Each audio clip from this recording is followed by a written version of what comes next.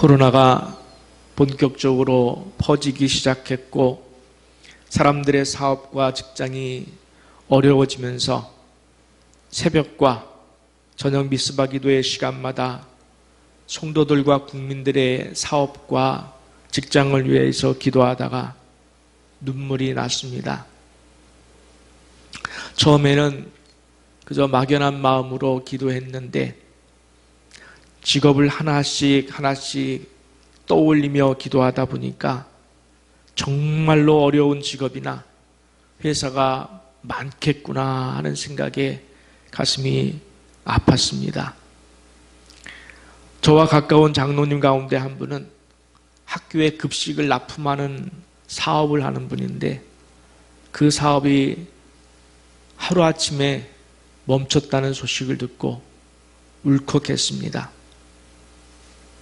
오죽하면은 석유회사가 마이너스로 석유를 팔겠다, 즉 돈을 받고 팔겠다는 것이 아니라 회사가 돈을 줄 테니까 우리 석유를 좀 제발 좀 가져가 달라라는 기이한 현상이 발생했다고 합니다. 비행기가 멈추고 유통 차량이 멈췄으니 자연적으로 기름 소비가 줄어들어서 이제 저장 탱크에 가득 차였고 이제는 더는 채울 탱크가 없기 때문에 제발 좀 석유를 좀 가져가 달라라고 한다고 합니다. 질병에 관련된 병원은 병원대로, 또 각종 소규모 자영업자들은 밀린 임대료와 확 떨어진 매출로, 직장은 매출이 감소하여 인원 감축 위협이 계속되는 현실 속에서 온 세상이 정지된 듯한 이 고난의 쓰나미가 언제 끝날지도 모른다는 사실이 우리를 더욱 힘들게 하고 있습니다. 일단 빨리 백신과 치료제가 개발되어야 하는데 언제가 될지 아무도 장담하지 못하는 현실 속에서 극심한 위기와 맞서 싸우셔야 하는 분들에게도 너무나 고통스러운 나날이라는 생각에 눈물이 흐릅니다. 여러분 많이 힘드시죠? 많이 고통스럽고. 이럴 때 교회는 어떻게 해야 하고 목회자는 어떻게 해야 할까를 고민하며 늘 기도하고 있습니다. 오늘 말씀도 그분들에게, 여러분과 한국교회 성도들에게 위로가 되었으면 하는 마음에서 이 말씀을 준비했습니다. 여러분, 끝을 알 수 없는 고난, 또다시 얼마나 큰 쓰나미가 몰려올지도 모르게 하루하루를 살아내고 있는 우리 그리스도인은 하나님 앞에서 어떻게 살아내야 할까요? 어떻게 사는 것이 세상을 향한 그리스도인의 사명이고 우리 교회의 사명일까요? 어떻게 이 고난의 시기를 견뎌내야 이 고난을 끝났을 때에 하나님께서 우리에게 네가 잘 견뎌주었구나, 난 네가 참 자랑스럽다 라는 말씀을 들을 수 있을까요? 오늘 본문은 아수르가 북이스라엘을 완전히 정복하고 북이스라엘의 수도인 사마리아 백성들을 포로로 다 잡아갔어요. 그리고 나서 그 밑에 있는 남쪽 유다까지 쳐들어와서 커다란 상처와 아픔을 남기고 있는 중에 이야기입니다. 1절을 함께 보시겠습니다. 너 학대를 당하지 아니하고도 학대하며 속이고도 속임을 당하지 아니하는 자여 화 있을진저. 내가 학대하기를 그치면 내가 학대를 당할 것이며 네가 속이기를 그치면 사람이 너를 속이리라. 아멘. 말씀이 좀 어렵죠? 너가 누구인지, 또 학대하는 자와 속이는 자가 같은 대상인지 좀 어렵습니다. 제가 여러 주석서와 참고서를 본 결과 다르게 주장하는 일부 학자들도 있지만 대체적으로 학대하는 자와 속이는 자는 아수르라고 하는 같은 대상을 의미하고 있습니다. 그러니까 지금 아수르가 최강국으로서 중동 지역을 무서운 기세로 정복해 내려오고 있어요. 북쪽에서 남쪽으로 무서운 기세로 정복해 내려오고 있는 거예요. 북이스라엘을 잡아 삼키고 이제 남쪽 유다까지도 넘보고 있는 시절입니다. 약 이로부터 400년 후에 알렉산더가 25세의 나이로 당시 알려진 전 세계, 우리야 지금이야 전 세계가 더 크지만 그 당시 알려진 전 세계의 90%를 정복하고서도 더는 정복할 땅이 없도다 하면서 통곡했다고 하는 이야기가 전해질 정도입니다. 더 정복할 땅이 없어서 통곡했다. 이 모든 광기 어린 전쟁과 정복은 인간의 끝없는 탐욕, 채울 수 없는 탐욕에서 비롯된 것이에요. 본문 1절 말씀은 그런 정복자를 향하신 하나님의 포고문과 같은 것입니다. 아수르여, 너는 누구에게 학대받지 않았으면서도 다른 나라를 학대하고 있다. 아수르여, 너는 누구에게 속임을 당하지 않고서도 속이는 일을 하고 있다. 이제 너희 차례다. 나 여호와가 중요한 거예요. 하나님은 살아계신 줄 믿습니다. 지금도 살아계셔서 역사의 주관자이신 줄 믿습니다. 나 여호와가 너희로 학대를 받게 할 것이고 속임을 당하게 할 것이다. 이 포고문은 비단 이스라엘을 침범한 아수르뿐 아니라 그리스도인을 위협하는 세상 모든 사람들과 모든 위협적인 상황을 향한 포고문이기도 합니다. 하나님을 모르는 세상에는 만족함이 없습니다. 항상 배가 고프고 항상 배가 고파요. 항상 목이 마르고 항상 더 많이, 지금보다 더 높이, 지금보다 더 큰 것을 갖고 누리려고 안간힘을 쓰는 것이 세상의 원리입니다. 탐욕의 눈이 멀어서 험악한 이 세상을 함께 도우면서 살아가야 할 그 이웃을, 사랑하고 섬겨야 할 그 이웃을 우습게 보고 멸시합니다. 자기들의 끝없는 탐욕을 채우기 위해서 그들의 것을 더 빼앗고 그들을 더 짓밟고 그들을 더 무시하고 끝없이 경멸할 경쟁의 대상으로만 보고 있다는 사실입니다.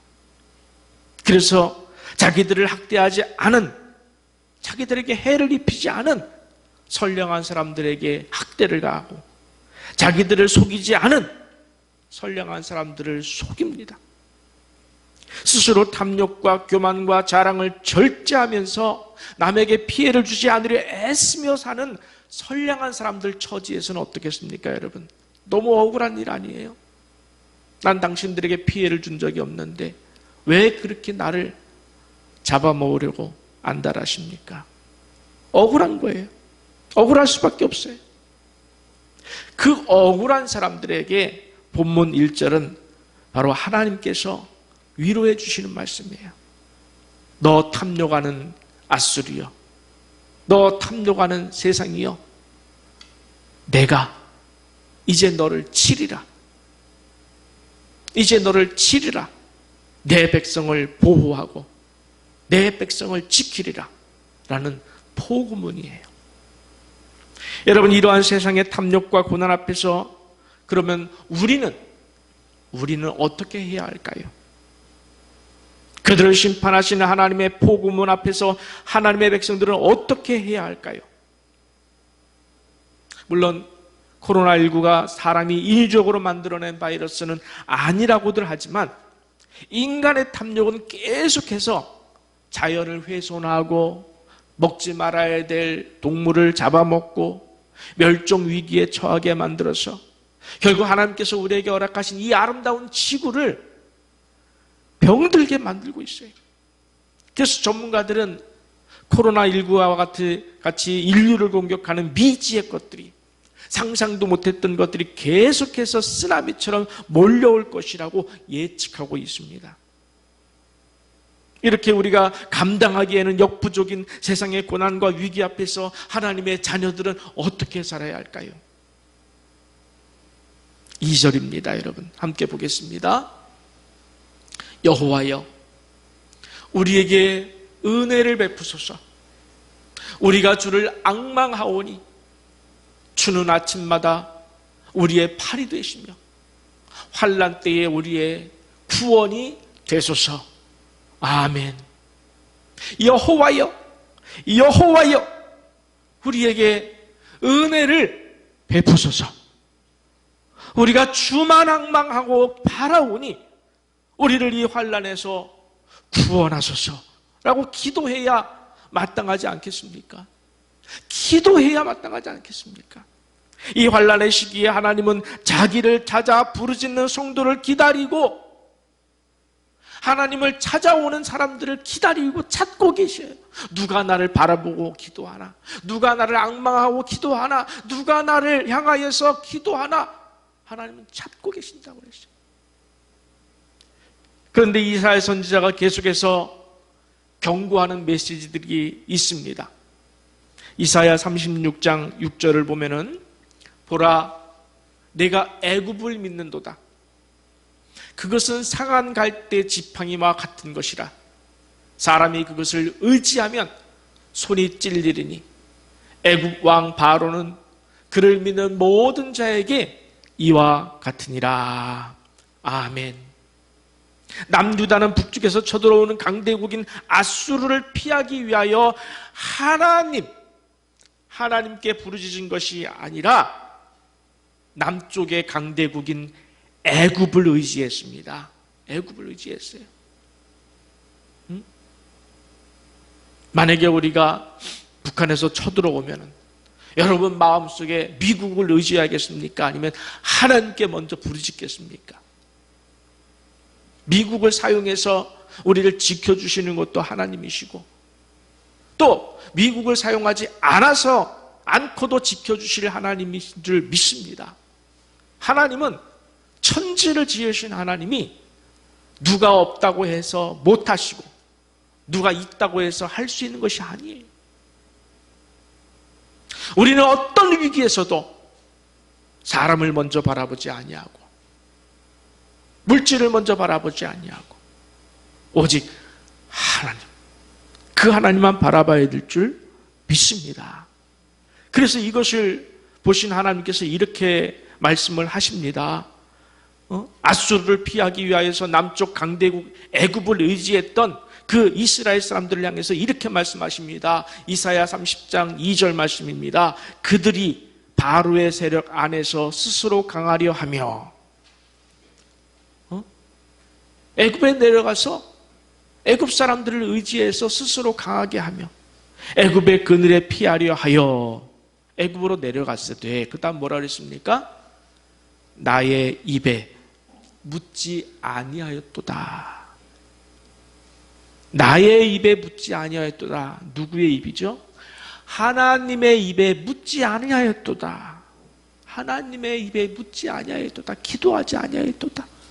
여러분 코로나19로 인해서 직접적인 극심한 어려움을 겪고 계시면서 그리고 간접적인 어려움을 겪고 계시거나 그런 사람들이 바라보시면서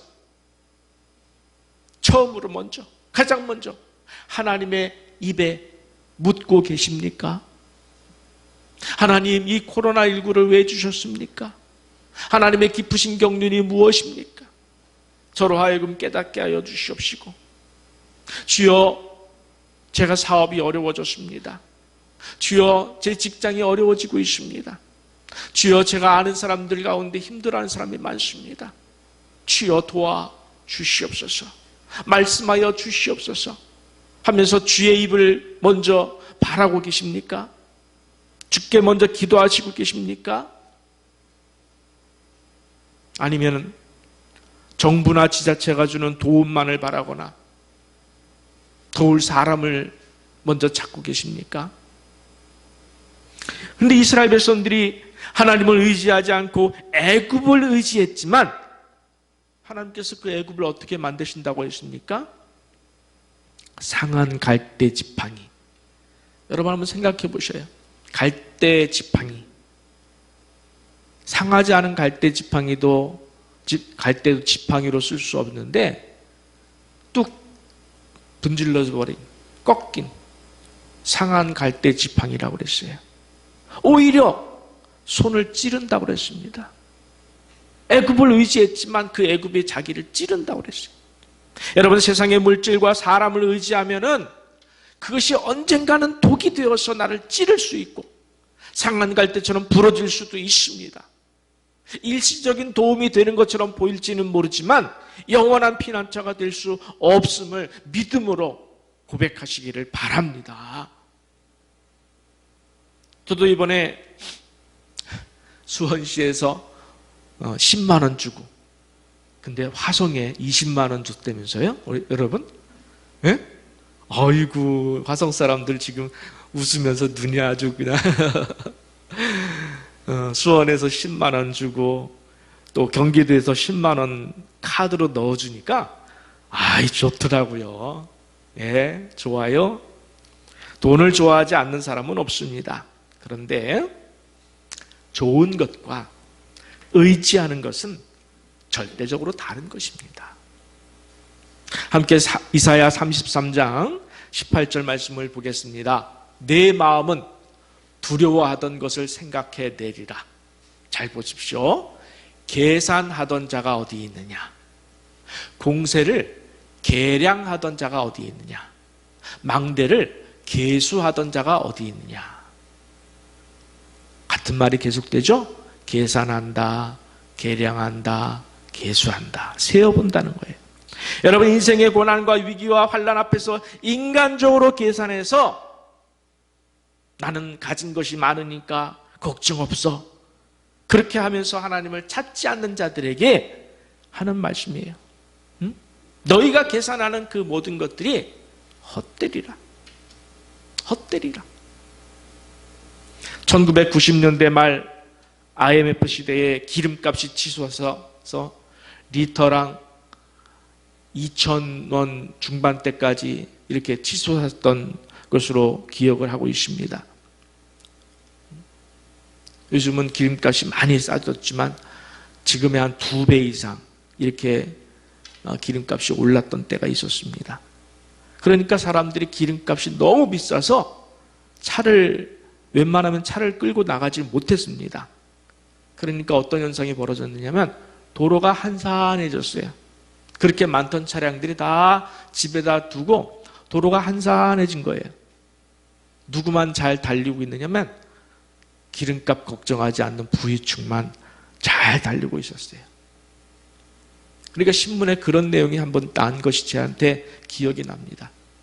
부유층 사람들이 하는 말이에요. IMF가 계속되고 기름값은 지금보다 더 올랐으면 좋겠다. 이렇게 도로가 뻥 뚫리고 우리만 다니니까 야, 너무 좋다. 거지들은 도로에 나오지 않았으면 좋겠다. 정말 예수를 믿는 사람은 이런 말을 할 수 없습니다.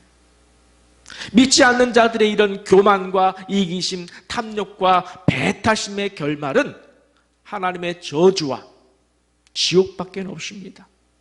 이웃의 아픔에 대해서 오직 물질의 탐욕의 시선으로 바라보고 어떻게 해서든지 자기만 괜찮으면 되고 이웃의 몰락으로 인해서 자기가 유익하면 더 좋고 하는 이 끝없는 탐욕의 노예가 바로 돈과 명예와 권력을 탐하고 의지하고 자랑하는 자예요.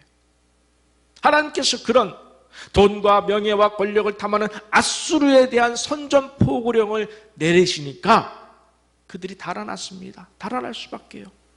하나님께서 쫓아버리신 거예요. 본문 3절과 4절 말씀 보겠습니다. 어떤 현상이 벌어졌습니까? 요란한 소리로 말미암아 민족들이 도망하며 하나님께서 내시는 요란한 소리, 하나님께서 쫓아버리신 거예요.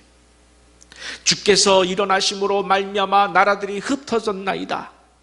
그 다음 말이 중요해요. 황충의 때같이 사람이 너희의 노량물을 모을 것이며 메뚜기가 뛰어오름같이 그들이 그 위로 뛰어오르리라. 이 말씀에 대한 해석도 조금 분분하지만 정리하면 하나님께서 아수르를 몰아내시니까 아수르가 두고 떠난 노량물이 남아있는 거예요. 그것을 누가 취합니까? 이스라엘 하나님의 백성들이 얻는다는 의미로 보는 것이 맞습니다. 그러니까 하나님은 자기 백성을 공격한 자로부터 오히려 자기 백성의 먹을 것과 입을 것을 빼앗아서 주시겠다는 거예요. 그런데 여러분, 중요한 것은 아무나 아수르가 남긴 노량물을 먹을 수 있을까요? 성경은 그렇게 말하고 있지 않습니다. 오늘 본문 15절과 16절을 다시 한번 여러분과 보겠습니다.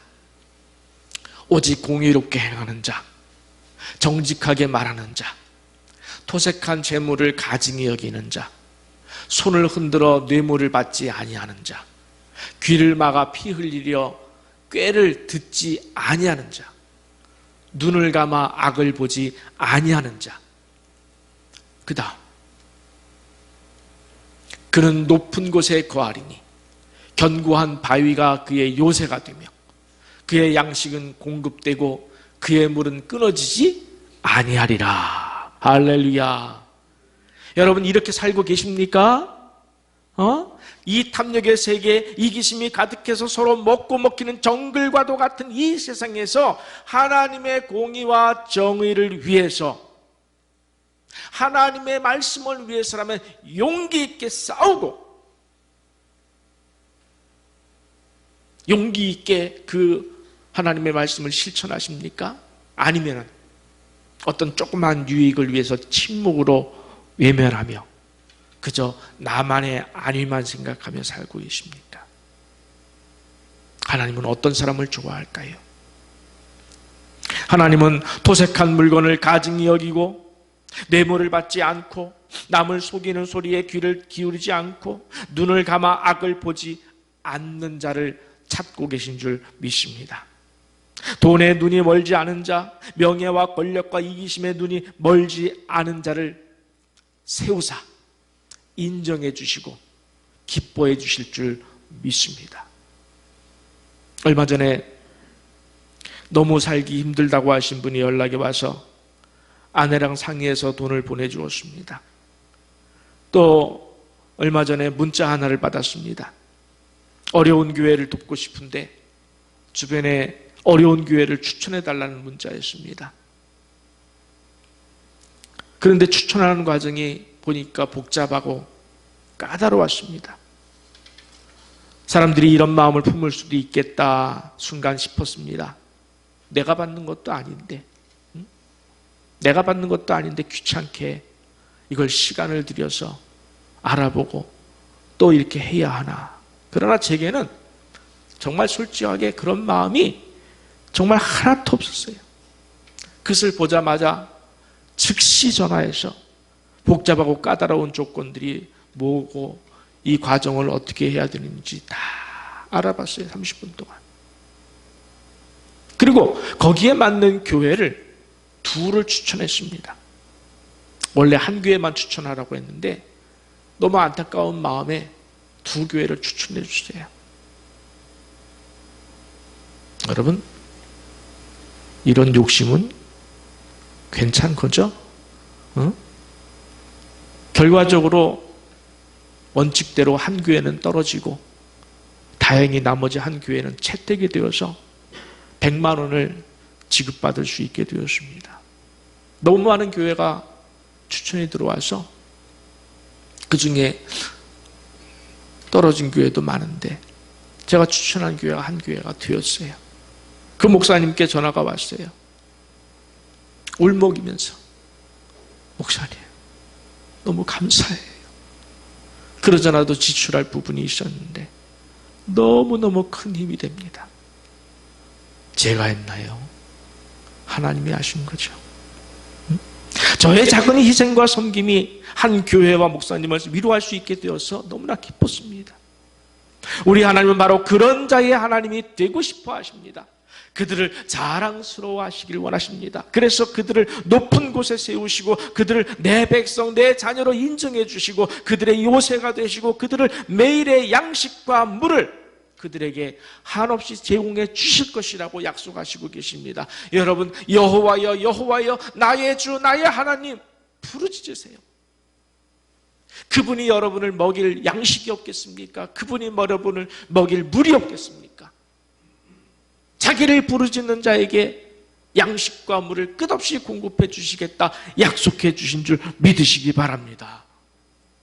여러분, 위기는 곧 기회라는 말이 있습니다. 지금 코로나19의 위기는 하나님께서 우리의 믿음을 달아보시는 기회로 삼고 계시다는 사실을 알고 계시기 바랍니다. 세상의 위기와 환난을 만났을 때에 우리가 어떤 믿음으로 그것을 견뎌내는지를 지금 지켜보시고 달아보고 계셔요. 세상에 위기와 환난이 없었을 때, 평안할 때는 우리의 믿음의 능력이 나타날 기회가 없어요. 그러나 세상의 위기와 능력이 내 삶을 위협하는 것들이 나타났을 때는 내 믿음이 어떤 믿음인지를 확인할 수 있어요. 내 믿음의 능력이 얼마나 강력한지 그것을 하나님께서 지금 달아보시고 계신 줄 믿습니다. 지금 하나님은 여러분을 어떻게 평가할까요? 마지막으로 본문 5절과 6절을 함께 좀 보겠습니다. 얼마나 위로가 되는지 모릅니다. 여호와께서는 지극히 존귀하시니 그는 높은 곳에 거하시며 정의와 공의를 시온에 충만하게 하심이라. 내 시대에 평안함이 있으며 구원과 지혜와 지식이 풍성할 것이니 여호와를 경외함이 내 보배니라. 내 보물이라. 아멘. 아멘. 여호와를 경외함이, 여호와를 경외함이. 여러분, 여호와를 경외한다는 것이 무슨 뜻입니까? 위기와 환난을 만났을 때에 애굽을 찾지 아니하고 사람을 찾지 아니하고 먼저 여호와여 말씀하여 주시옵소서. 나는 주의 입만 바라보겠나이다. 나는 주의 손만 바라보겠나이다. 나는 주의 도우심만 바라보겠나이다. 사람을 바라보지 않겠나이다. 주 여호와여, 내가 죽든지 살든지 주만 바라보겠나이다. 이것이 바로 여호와를 경외하는 거예요. 이 믿음이 여러분 인생의 최고의 보배가 될 줄 믿으시기 바랍니다. 할렐루야. 사랑하는 성도 여러분, 어려운 이 시대에 우리가 정말 바라고 바랄 것은 아수르가 남기고 간 노량물, 여러분에게 지급되고 도와주는 돈, 그것을 바라는 게 아니에요. 많고 적음에 그것을 바라볼 것이 아니에요. 만물의 주인이시고 역사의 주인이시며 모든 돈의 주인 되신, 모든 사람의 주인 되신 하나님만 바라야 될 줄 믿습니다.